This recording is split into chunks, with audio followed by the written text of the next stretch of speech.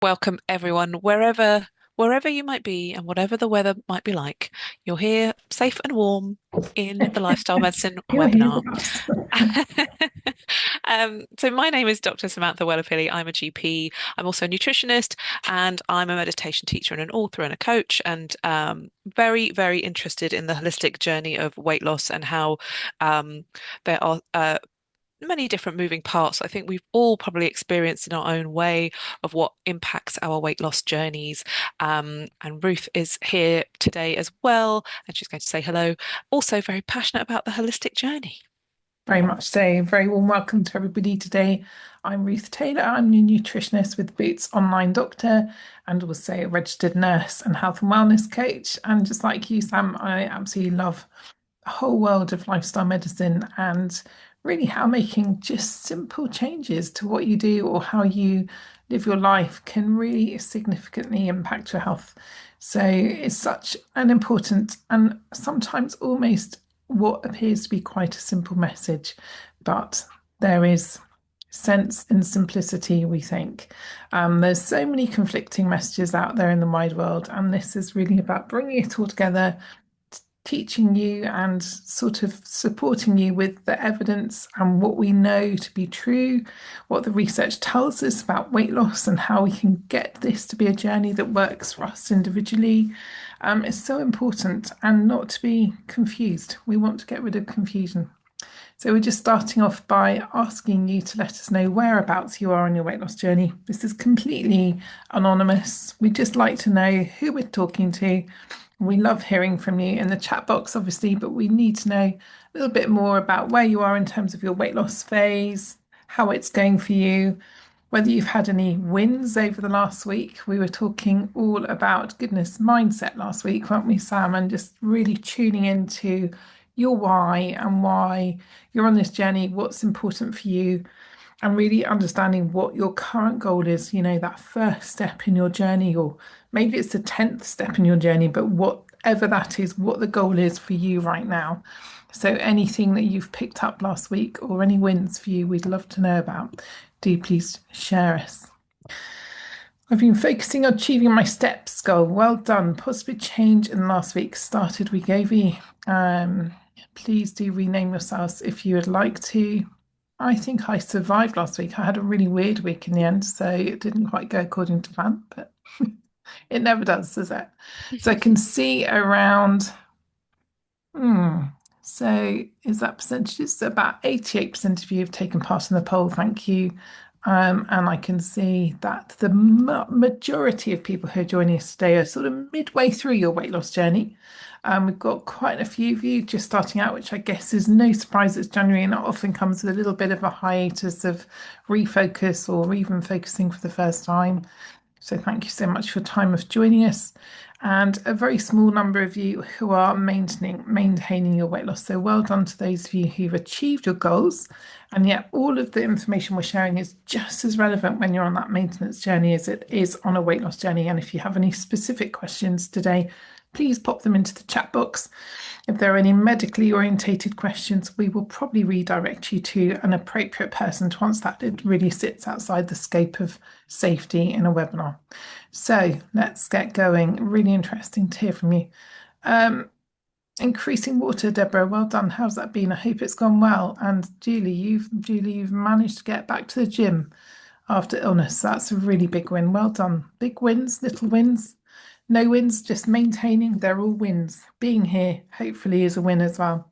We were going to start off by talking a little bit about the circadian clock. I find this really interesting, and it's not often talked about in the whole weight loss arena. I'm going to start with another poll. Sorry to bamboozle you with polls straight away, but we just wanted to know, because we're talking all about the how to eat as well today, what's going on for you? What are your eating patterns like? There's no criticism, there's no comment. We just want to get a sense of perspective of what's happening in the room. Again, this is completely anonymous, so we don't really know who's answering what. We just get a sense of what's going on.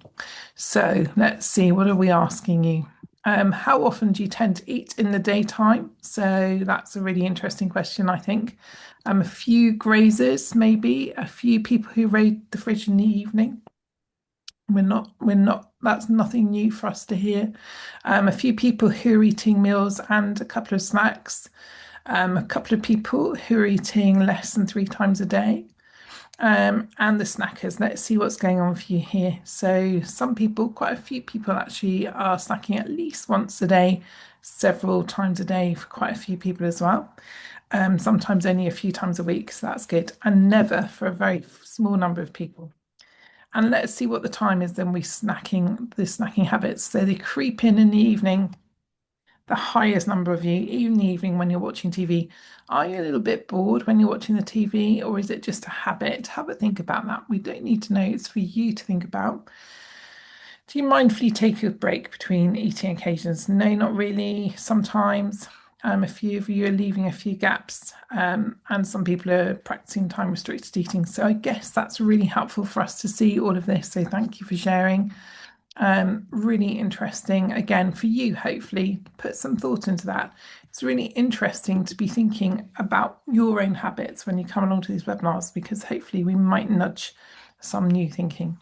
So I've been reading all about this circadian clock. It's really fascinating when you dive into the research.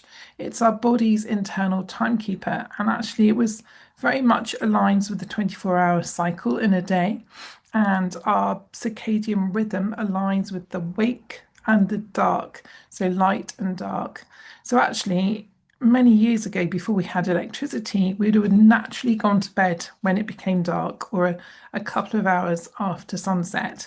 That would have just been it, because we wouldn't have had lights to keep us going, lights to keep on working, computers that we could stay up on all night and do research or whatever we tend to do, or just watching the television or whatever. So it's really interesting when you look at the research. What the research clearly tells us is that actually, for those of us who can stay within that basic light and dark cycle, within our eating and our sleeping and our getting up, it is really healthful for our metabolism.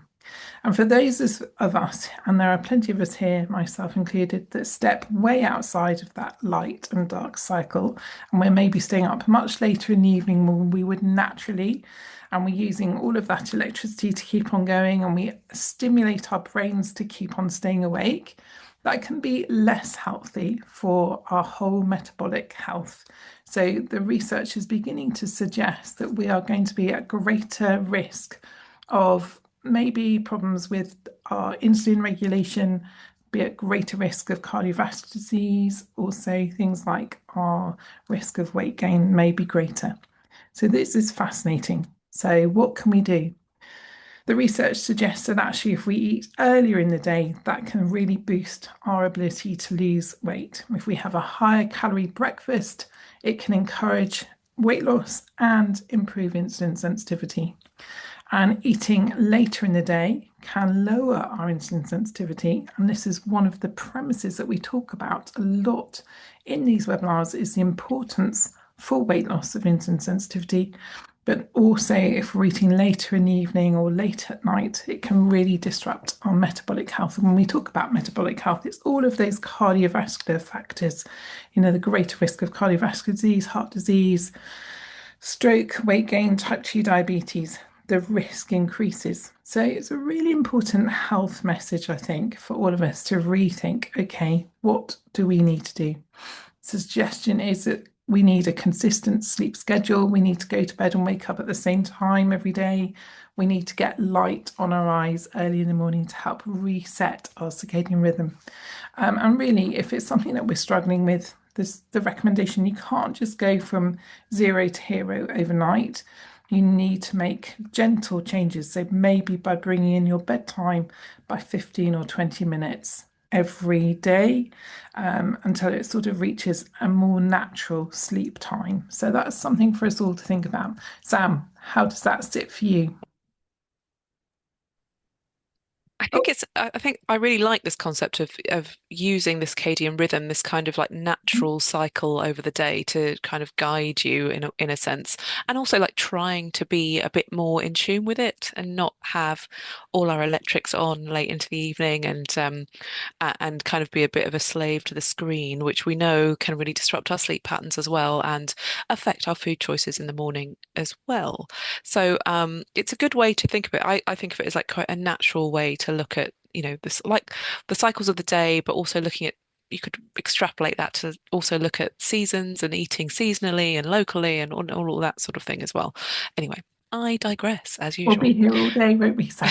I'll be here all day. Sorry. Sorry. Um, okay, so let's talk about time restricted eating, which could also be known at, well, there's also intermittent fasting, as someone has also mentioned in the Q&A box. So time restricted eating is adopting a regular eating pattern. So we can think of it in the same sense as the circadian rhythm. We're sort of adopting a routine or looking at our routine of eating and how we're eating. That's the whole purpose of this webinar. So with time restricted eating, we're adopting a maybe slightly different eating pattern than what we'd be used to. We'd be looking at eating 2 to 3 meals a day. And common eating patterns are, so these are hours, so 12-12. So you have a 12-hour window of eating where you can have your 2 to 3 meals, and you have a 12-hour fast, which would generally be overnight, of course. So you would maybe stop eating at 8 p.m. and you wouldn't eat anything again until 8 a.m. the next morning. Okay. You could start with that. You could make that eating window a bit shorter and do a 14-10. So you have a 14-hour fast overnight and a 10-hour window for eating. And of course, you could bring that down to 16-8 if you choose. So I think 12-12 is perfectly fine. And I think we went in the polls, we identified that some of our behaviors in the group gathered today is that sort of eating in front of the TV in the late night snacking or fridge raiding. And have a think about how a 12-12, if you were kind of put in a bit of a boundary for yourself, how that would feel for you in your life. Like, would you be able to maintain a 12-12? It's kind of a way to look at how we're eating it's a I feel like it feels less restrictive. Of course, you give me your opinion in the chat box. It feels less restrictive because you're limiting the hours rather than necessarily. Of course, we're eating sensibly in that time, but it's a different way of approaching how we eat. Okay. Um, and again, we're aligning our intake with our natural hormone cycles and hopefully reducing our overall energy consumption without requiring that strict calorie counting. Um, so the ob the object of this routine would be to reduce your overall calorie intake by limiting when you eat, not just what you eat. So many people would naturally eat fewer meals, reduce their snacking, and consume fewer calories overall. Imagine if you were to put in that stop at 8 p.m., you wouldn't have that sort of evening time kind of often mindless snacking away in front of the TV, which is a habit that is incredibly common, and I will certainly put up my hand to that one on occasion. But yeah, it also eating in this way helps us to increase fat burning during those fasting periods, okay, because we're depleting our glycogen stores. So that's our stored carbohydrates. So we are using our fat reserves, these are burned as fuel. Okay. That particularly happens after 12 to 14 hours of fasting. Okay. The body shifts towards burning fat as fuel. Okay. This time restricted eating can also support hormonal balance by improving our sensitivity to leptin, which is the hormone that signals our hunger and fullness. Okay. And it can also normalize ghrelin patterns. So the ghrelin is the hunger hormone, that hormone that's released and makes us feel hungry. Okay. So this approach also encourages more of that mindful eating, less grazing or snacking, and more intentional meals, fewer of those emotional or impulsive choices for foods or snacks. So it's a helpful approach for emotional eaters. So as you can see on the slide, you can adapt it to suit you. And I would definitely start with a 12-12 if this is new for you. And aim to keep that natural fasting period over nighttime. Okay. Um, And it can also support your metabolic balance even after you've lost the weight that you want to lose. Okay. And for maintenance, it's less about narrowing the window further and more about keeping a regular rhythm that works in your life with all the demands that you have on your time. Okay. So it's the consistency that matters more than pushing extremes. Okay. Um, there is some evidence that a shorter window, that 8 hour eating window, can really help with appetite control and insulin sensitivity. Um, but start with that 12-12 if this is of interest to you, and you can gradually reduce it if you wish, and if you want to make a significant contribution to improving your insulin sensitivity. And also your metabolic health. I think it's sort of like both, isn't it? It's sort of obviously go hand in hand, but yeah. Yeah, Sorry, Sam. I've stunned you. Mm.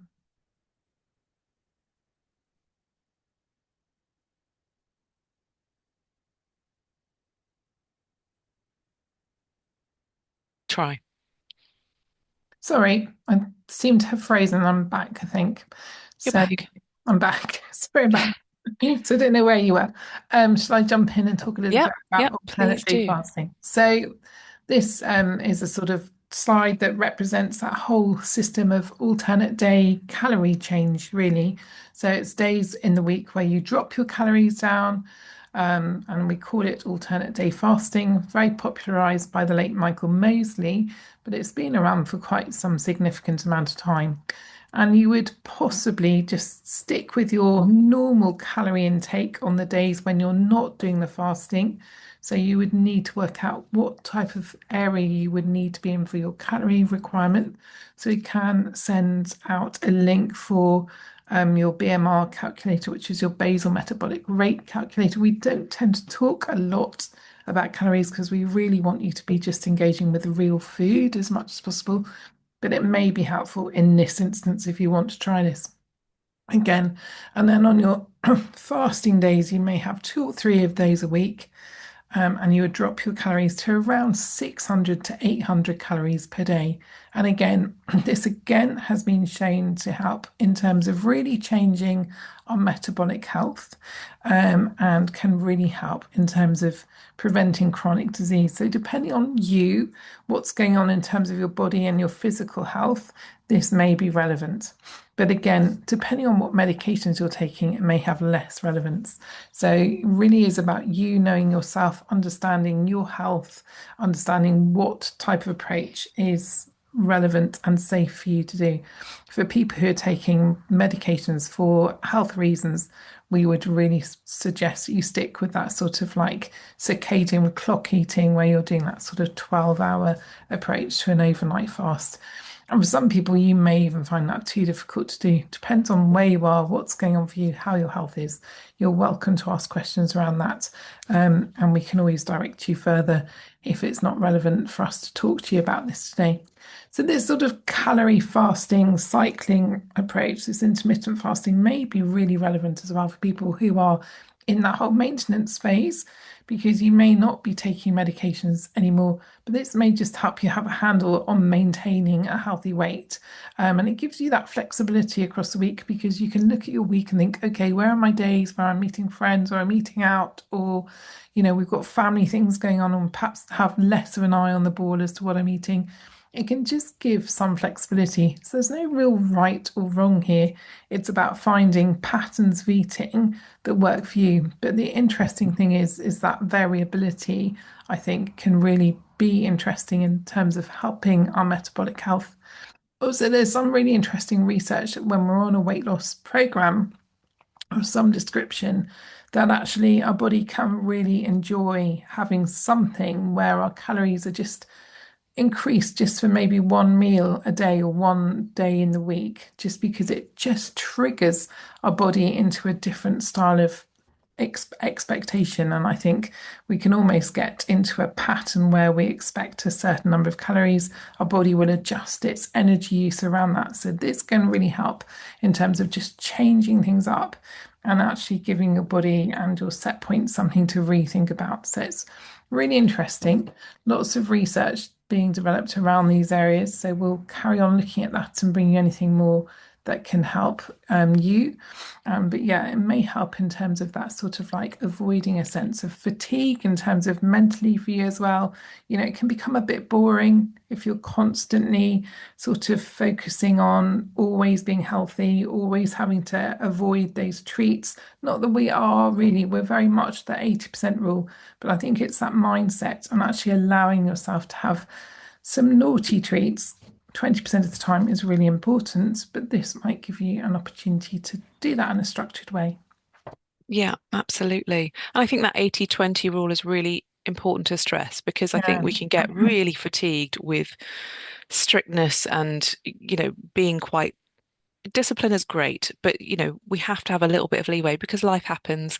Pizza night with the children happens, or the birthday party happens, and we don't want to, you know, really feel really disheartened because we're missing out. And food is such a part of our culture, our social culture of celebration, or any event always revolves around food, doesn't it? So we have to find ways where we can still enjoy that without going completely bananas, but just still being part of the celebration. We're still being mindful of ourselves, which leads us very nicely onto this slide, all about um, really being mindful when we are consuming, when we are eating, and resting and digesting. So rest and digest is the way we describe um, basically this is sort of the strategy behind mindful eating.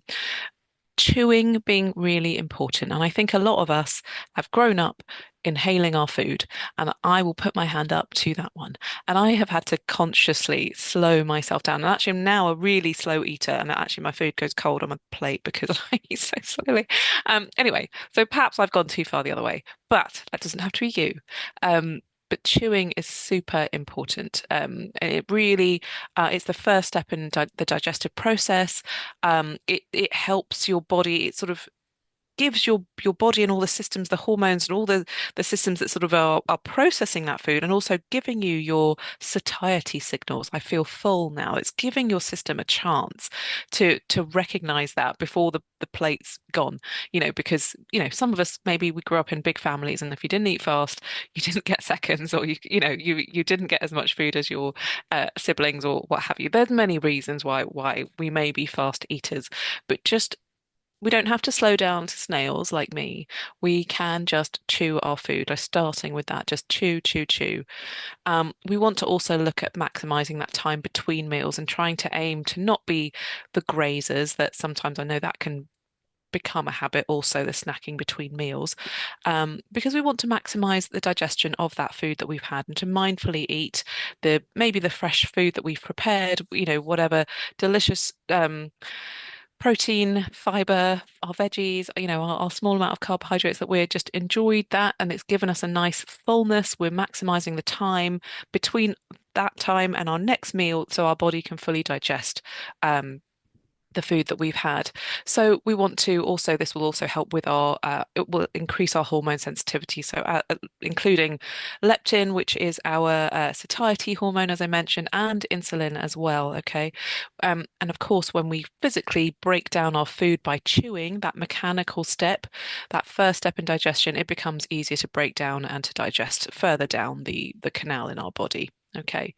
Um, and making sure we've got that fiber and protein and healthy fat at every meal will help you feel fuller for longer and enable and support you not to need physically, not to have that hunger for the snack. We may have a habit that is snacking, a habit that we always have a coffee at 3 o'clock, and along with that, we have a chocolate biscuit. Like for each of us, that will be different.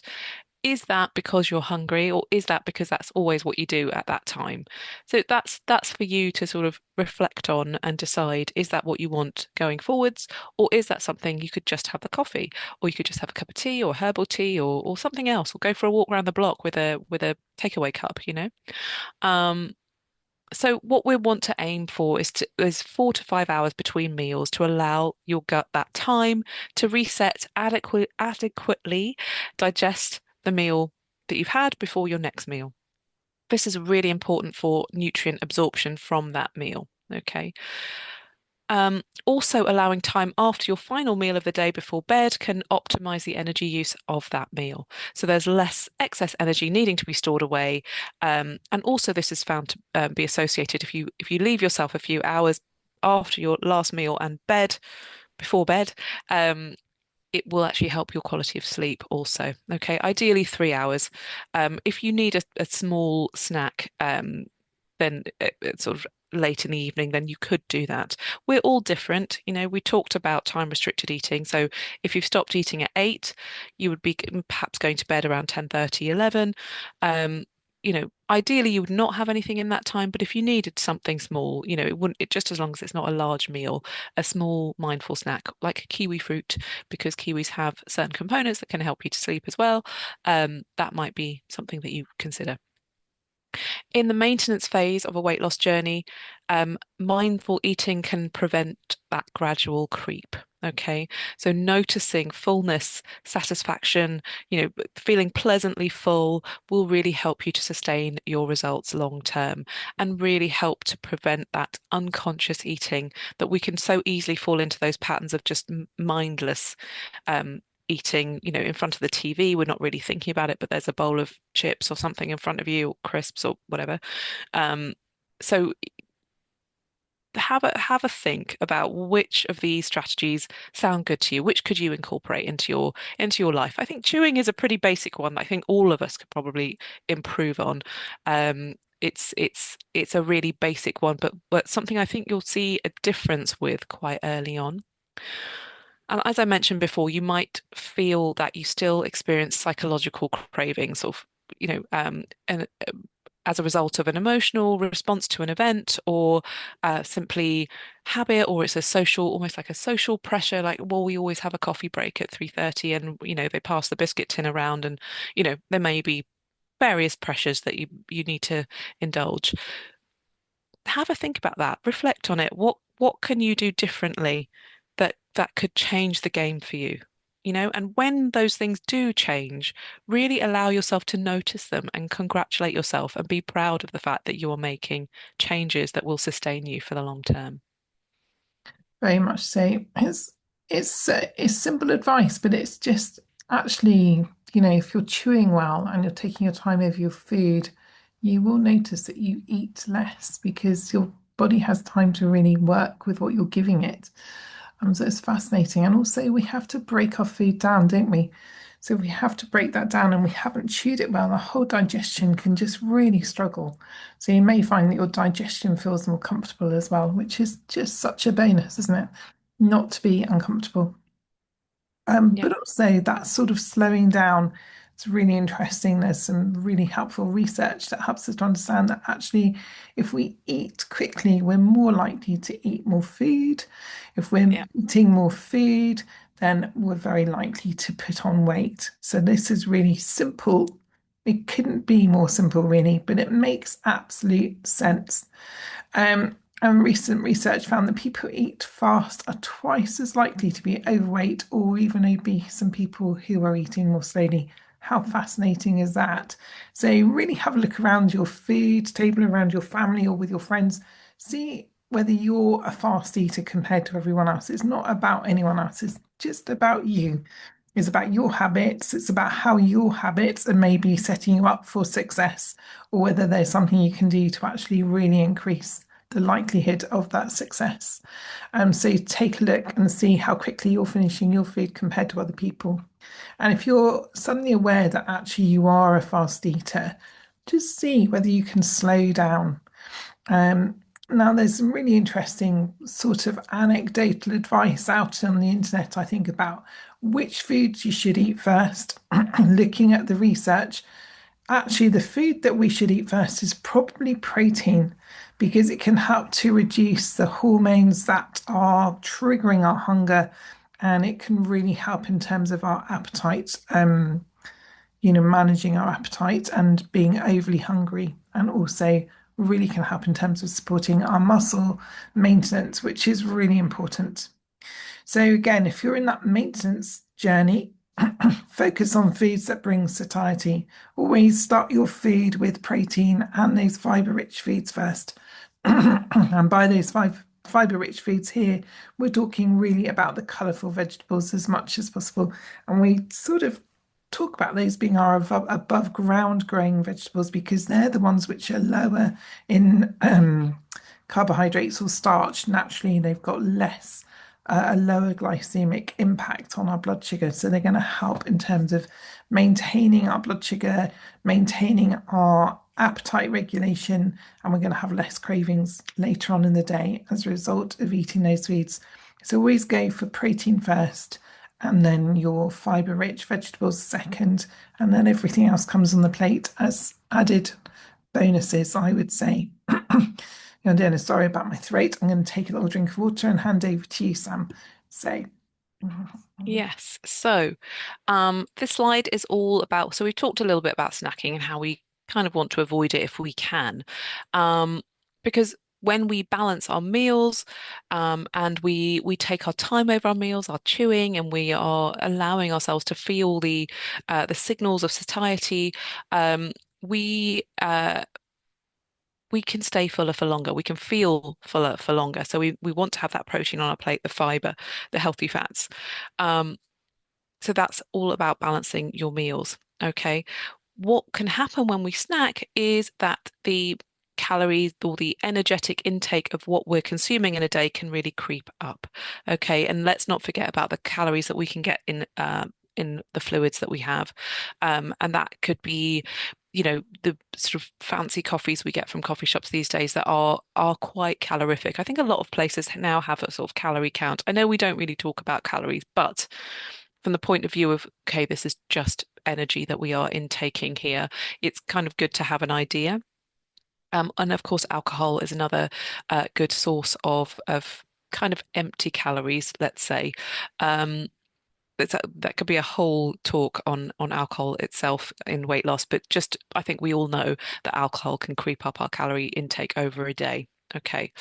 Um, so every time you eat, your body needs to release some insulin. Okay. And the more insulin you release, the harder it is to lose weight effectively. So we talk a lot about your blood sugar balance over the course of these gosh, I feel like I talk about it every week. Anyway, blood sugar balance is so important. So we want to balance our sugars over the day so we're not having great big swings of blood sugar and afterwards. So remember that after you have a big spike of sugar, you will have a spike of insulin as well because the insulin is trying to clear away that blood sugar and get you on a nice even keel. Okay.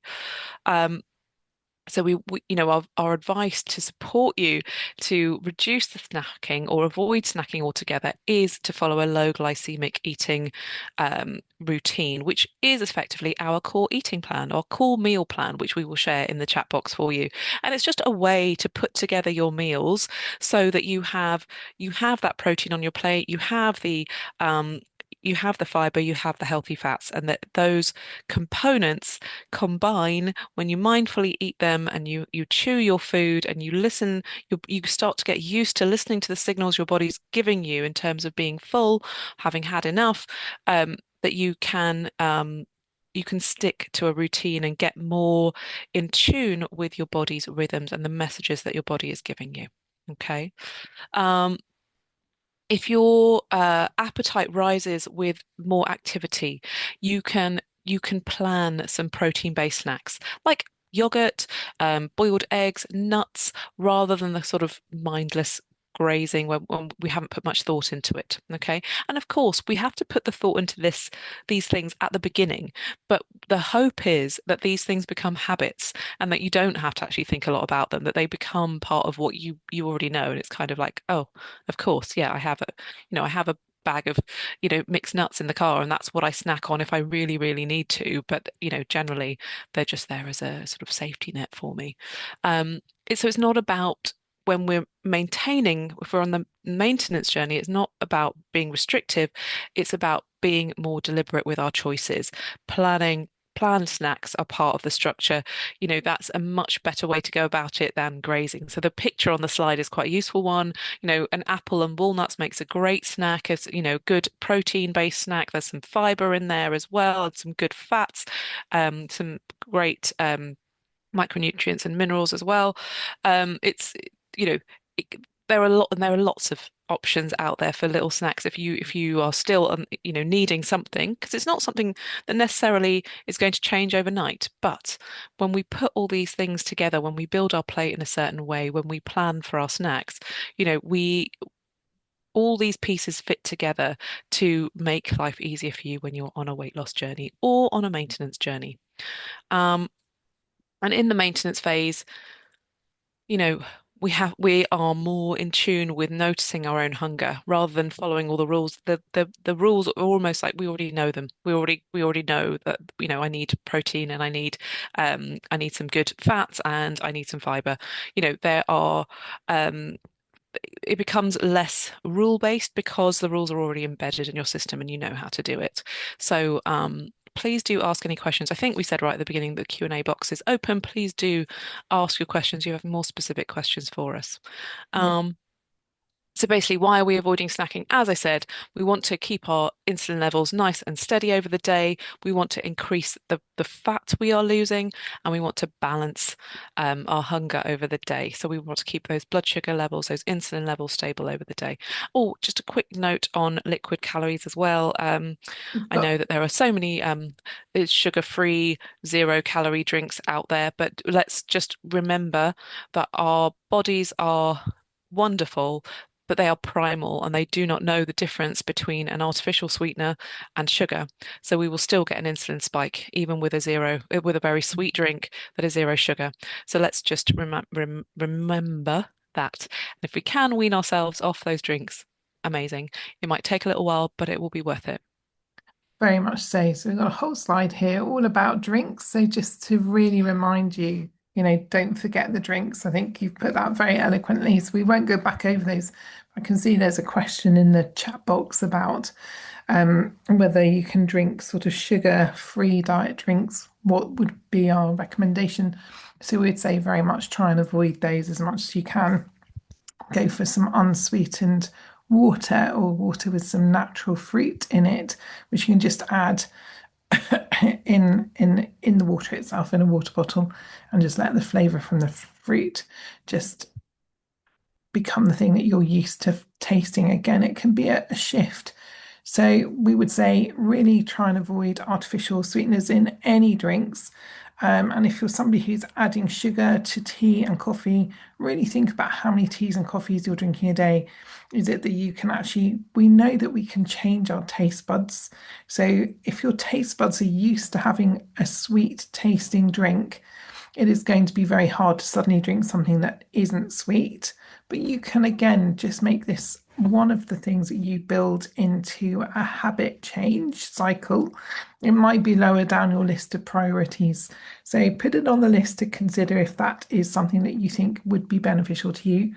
And sometimes when we think about it, if we're having 3 or 4 coffees a day and we're putting sugar in each time, even if that's only half a spoon each time, it's a couple of teaspoons by the end of the day. And I've met many people who are doing that, but in higher amounts. So it is something to really put some thought into. Also thinking about alcohol, we have a whole podcast that talks about, the whole alcohol story. So do listen into that. But we know that if we're drinking alcohol, it can have quite an impact on our ability to burn fat because our liver is having to work to break down the alcohol.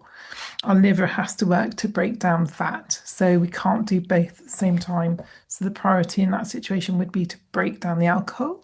So you're very less likely to be breaking down fat. So you may find if you're regularly drinking, it can really have an impact on your weight loss. So again, it's really worth just considering this in the whole journey that you're on. It doesn't mean that you never do these things. It just means that you do them more mindfully with a choice. We make choice. And in terms of healthy drinks, water is really our number one. There's a lot of research about how much we should drink, but I always recommend that we start with wherever we are and build that amount up gradually, maybe increasing a couple of glasses a week to sort of bring you up to that 1.5 to 2 litres on average a week. And if you're noticing that you're still really feeling dehydrated or your urine is very dark, then maybe take it a little bit further. But if it carries on being really dark, that may be worth just checking in with a healthcare provider as to what's going on in terms of your overall health. And if you're somebody who's been put on a water restriction or a fluid restriction for any reason, obviously the priority is that you maintain whatever your medical provider has told you. Or if you have any kidney um, health problems, again, just listen to what you've been told by your consultants. This is not to override that recommendation at all. So, yeah, it's very important to be thinking about you. It's very easy to get caught up in the excitement of thinking, oh, I can do this and this and this, but put you in the middle of all of that and see what's relevant for you. Yes, absolutely. This is a very individual journey. So this slide is just about our maintainers and for our people that are in the middle of their journey, this is also relevant for you because we need to maybe redefine success a little bit when we're in maintenance. Because if your weight is stable, your energy is good, and your habits feel manageable, that is success. Everything we've discussed today still remains very relevant. Um, and simply considering um, the aspect of being consistent really supports our weight maintenance. Okay, it and it's always worth sort of revising where we are on the journey. Where can we, where maybe we need a little bit more support, where we're doing really well. Still congratulating ourselves when we have made a big difference to our lives, to our health, and by achieving a goal that we've set ourselves. So just it's because the achievements may not be so obvious when you're maintaining a weight, but it is about that consistency and it is about recognizing how different your lifestyle is now compared to perhaps it was 6 months ago, a year ago, and being really proud of yourself for that and letting that um keep keep you going. Yeah, and also I think I just came into my mind. I mean, appetite isn't linear. It doesn't just stay static. We're going to have days or weeks when we suddenly feel hungrier. So if you know that you've got those cycles going on, just be prepared. It isn't that things aren't working for you. It just means our body changes. And I think we forget that we expect everything to turn up and keep turning up in the same way. So this week we've got our end of webinar poll, which we're going to just share with you in a minute, but also just thinking about rhythm and not restriction. Keep the same structure, keep those 2 to 3 balanced meals. I know there are a few of you who are snacking and eating those 3 meals. Do you need both of those snacks? You may actually feel that you do, but actually maybe we've got a really great little food and symptom diary. So maybe actually try filling that in for a week or use the tracker app and just really check in with yourself and make sure you're nailing that protein, you're nailing those vegetables because the fiber from the vegetables and the protein are the things that are going to help you feel full and they're going to really work with your satiety. So really think about that. If you're somebody who has to snack a lot, are you eating enough of those foods? Or, are you missing out on some beneficial fats, which again can really help in terms of satiety? We have a lot of people who think low fat is the right way, but actually we do need some fats. We talk all about that in the What to Eat webinar, so we won't go back over that today unless you need to know anything, do ask. So let's have a look at this. And don't be overwhelmed. Take one thing from today. You don't have to do everything. We're not really advocating that you put all of this advice in at once because that can be incredibly overwhelming. It's about you. It's about writing down a little list of the things maybe would be helpful for you to focus on over the next few weeks and checking in with yourself. And once you've nailed one habit change, keep practicing. We have to practice. We will sometimes get it wrong. That's okay. We all get it wrong. I'm very good at getting it wrong, but I always get myself back on track. And that's the key here, isn't it? We just have to keep on trying. So thank you for taking time to look at the poll. That's great. So lots of variation in what you're all going to be doing. So that's exciting. A few people are going to be tracking. A lot of people, say about 40% of you, no, about 60% of you are going to be eating within a defined time. Quite a lot of you are going to be creating a routine around meals. Really, we'll be so excited to hear how that's worked for you. Do let us know next week. Take time out of eating. That's really big for many people, that's such a big step. Chewing more, consciously reducing snacks, well done. And that flexible approach to managing events. If you can manage some of that, people, that would be so exciting. We'll be really excited to hear all about that next week. To remind you, we run webinars every Monday, Tuesday when it's a bank holiday on the Monday. And this is what we have coming up over the next few weeks. So please do join us for those, and we will share the link to sign up in the chat box. So please do join us. And now we're going to close the slides down and we're going to come to your questions. I can see there's quite a few questions in the chat. We've picked up some of those and we've got quite a few also in the Q&A box. So we'll do our best to answer as many, and we may compile some together if there's overlapping themes. Okay, Yeah, hold on. cool. Okay, so cool. Okay, somebody's saying they're not eating because they're not hungry until late afternoon or evening. Is it bad to not eat until then? It'd be really nice to know whether you're taking a weight loss medication, whether that's relevant. I would say if you can put small, we don't have to have huge meals. You could almost have little eating windows earlier in the day just to give your body something to work with and to just do this whole balance. Maybe just thinking about a 6 hour eating window. So if you're only eating once in the evening, maybe just work backwards 5 or 6 hours and put something in then, just in terms of that balance. See how you go and if that's relevant. Okay, so someone in the chat box has said that they have been on a weight loss medication for quite some time, so over a year, but there's been a 6 week plateau. What can we do to restart the weight loss? So just understand that plateaus are part of weight loss. So they are, according to set point theory, there are a time when your body is getting used to its new weight, and it's kind of readjusting all the parameters it has to be like, no, this is a safe weight for me to be at, and I can maintain it. So this is why weight loss tends to be in this kind of stepwise way. So plateaus are part of the journey. So don't panic. I know that they are really frustrating as well. But remember that weight loss is not linear.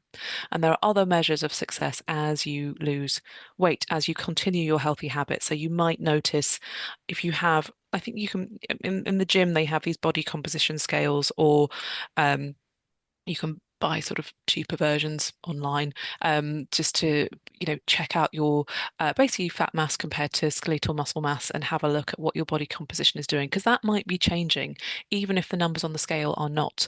You might notice that your clothes feel a bit looser, or there's still changes happening. You might notice your joints feel better. You might notice that your mood is different. So do have a look at those other softer signs that are still really important, but are not as objective as the numbers on the scales. If you're on a weight loss medication and you're tolerating it really well at the dose you're at, you could increase the dose at that stage if you're wanting to push the weight loss a little bit more. But that will be up between you and your provider. So if it's Boots Online Doctor, then please do message into us and we can talk to you about plateaus and what the next step might be for you. Um, Okay, someone has recently started on a weight loss medication. What do I need to prioritize in my eating? What a great question. Um, so we really talk about macronutrients a lot, as you've probably heard in this presentation. So really protein, fiber, healthy fats, small amount of carbohydrate. We have a lot of resources on this. So the core meal plan will be really useful for you. Perhaps looking at the replay of what to eat, the webinar, which will be on which I believe Julia, who is helping us out today, has already shared that link, but she could share it again just for the And the channel. GLP-1 eating plan as well would be Oh yes, helpful to share. So, yeah. yeah, That would be probably a good place for you to start. But yeah, we run those we have a series of, gosh, how many now, Ruth? Maybe 16, 15, 16, something like yeah, that. webinars that we Growing. sort of do. We kind of roll them around. So do look out for them, and there are replays on the YouTube site. So have a look, and we've got a podcast series as well, which might be useful for you. But we talk a lot about food because we know that weight loss is so tied up with what That's we the whole eat. thing, isn't it? Really, for many of us. Somebody's saying have an odd day when they feel really hungry and snacky and could eat constantly. I would say on those days, really put your protein up. Put on an extra 20 grams of protein in the day, or just something like if you eat chicken, for example, a whole extra chicken breast. Really, our body does tell us when it needs more food. It's not saying eat sweets, it's not saying eat snacks, it's just saying I'm hungry. So listen to the reason. It may just be that that's all around your sort of natural cycle every month. If you're female, for men, it can just be because you have particularly busy days at work in a week, or stress is really high, or your sleep is really low. Don't forget, all of those things are going to have an impact on your appetite for all of us. So we have whole webinars all on those subjects for that reason. So really just tune in to that hunger. Don't ignore it, because cravings will take over if you're not careful, and just eat more of real food as satisfy your appetite with real food is the easy answer to that. Somebody wants us to explain the 12-12 again. So that would just be eating in a 12-hour window. So if you started eating at 7 in the morning, you'd finish eating by 7 o'clock in the evening. It's that simple. And we love simplicity. So it could Yeah. be, yeah. And I would say try and finish eating before sort of like 9 p.m. at the very latest. There's a few people here who are shift workers. Obviously, on those shift days, that can be difficult. Just try and stick, if you're a shift worker, with your patterns. That can really help. But it's not so easy. Um, there's someone asking in the chat box, can you reset a set point? Yes, that is what is happening. Yeah, We believe when you go into a plateau phase, so when the numbers on the scale don't change for a number of weeks, can be frustrating if you are tracking those changes and doing everything right, and the numbers not blimming changing. Well, it's because your body is recalibrating to a new set point. Okay, so yes, it takes a bit of time, but it does happen. It does happen. It's a really vital part of the journey to sort of see yourself through. And that's what I was saying earlier. Look at those other signs that are not numbers on scales, how your clothes fit, maybe the fancy scales at the gym, which will do body composition. You could have a look at that. Maybe that is shifting. Maybe your mood is better. Maybe your joints are less painful. Lots of other signs to look for. So maybe you're hopefully, losing centimeters, but you're not losing weight. yeah. So really, and I think maybe we ought to call it a resetting point, because that's what's happening. We're resetting. So it is positive, as hard as that is, try and change your mental attitude to it. Maybe it's a really positive step in your journey. Um, and maybe, allow yourself a really lovely treat, without overthinking it. Do that 20%. Make sure you're, allowing positive, happy treats to come in as well, because, and make sure that you're cooking food in a way that aligns with your taste preferences, and that you're really enjoying the food that you're eating, even if it's on that core meal plan. Add in the herbs, the spices, make it tasty and delicious. Somebody's saying, Sam, that they get a massive craving and feel hungry after in the evening, always in the evening, taking a weight loss medication, not feeling hungry, but then can come on a sudden feeling of starvation. Well, there may be a few reasons for that. It may be that you're actually not eating enough in the day. And one of the things that we know can happen for people taking weight loss medication is you can struggle to eat enough. So really make sure you're taking the right dose of medication that can support you to eat those 2 or 3 meals a day, the smaller meals maybe, but still eating. So you're getting your nutrients. Sometimes we can be really hungry because we're just not getting that nutritional input. It could also be habit. A lot of us, from looking at the poll, are natural nibblers in the evening, or you'll find that you're generally eating those slightly snackish foods in the evening. If that might have been a pattern that you're experiencing before you started on this journey, it may just be that your body or your mind is expecting you to snack in the evening. So it may just be a little bit, we can get these psychological, emotional cravings as well, which feel just like hunger. So just check in, check what you're eating in the day, have a look, do the food and mood and symptom diary, and see if there's anything you can learn from what you have or haven't eaten. and what's triggering what. It can be really insightful to do that, can't it, Sam? Mm, yeah, absolutely. Absolutely. But it's consistency, right? And it's one changing one thing at a time. Yeah. Uh, Somebody wanting to get back Porridge. in. What do you think? Is porridge a good start to the day? I think porridge could be a really good start to the day. It does have oats do have some protein in them, but you could add some nuts to porridge if you don't want savory breakfast. You could add some nuts. You could add some yogurt. You could add protein to that, so it doesn't have to be just more carby, I guess. Um, Maybe make it with some sort of plant-based or animal-based milk. See, that can really, a lot of people make their porridge with water, in which case it is really carb heavy. So really think about how you're making it and also use those whole porridge oats if you are going to use a porridge. Yeah, For you could me, add something like chia or flax, yeah, or those different things that can add a different amount of nutrient, also different kinds of protein.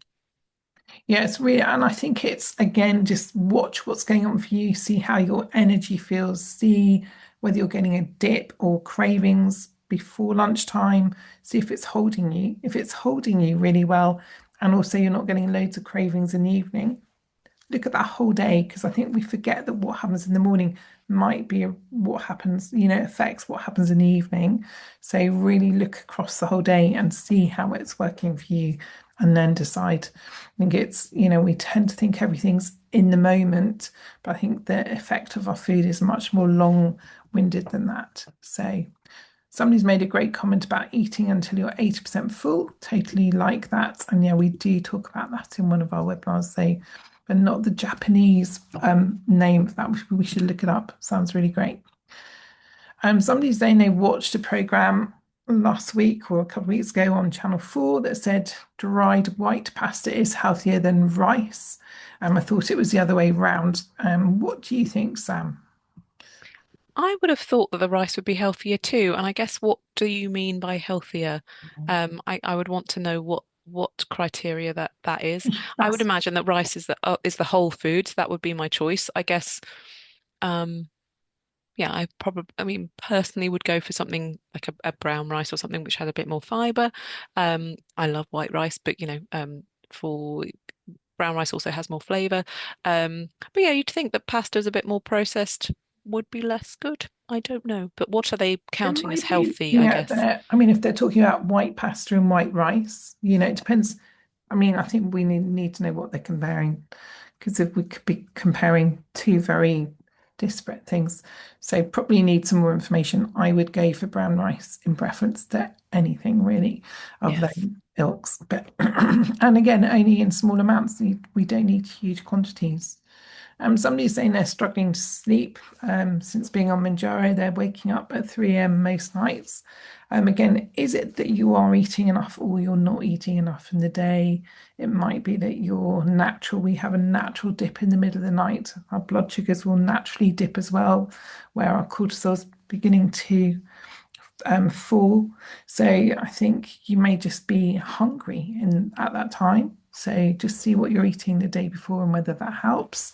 It could be your hormone regulation is just being affected, but cortisol, insulin, they're all in that orchestra of the hormones. So everything within our body is quite finely tuned. Nothing really works in isolation. So maybe keep a food diary for a few days and see what's going on. See whether what you're eating in the evening is really holding you. If you really can't stay asleep overnight, maybe think about a very small pre-bed snack. So something like an oat cake with some nut butter on or something like that. Just tiny, but it might get you through that 3 a.m. dip. And let us know how you get on. Yeah.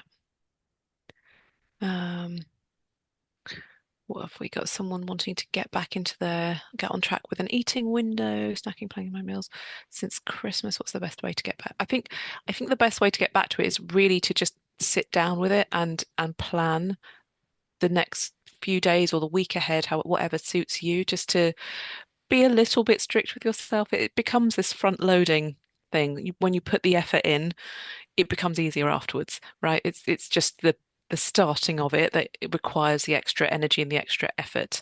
But you have done it before, so you can do it. So this is a lady saying, getting back on track with the eating window. I know Christmas can throw all of us out and scupper our plans somewhat, but it can be done because you've done it before.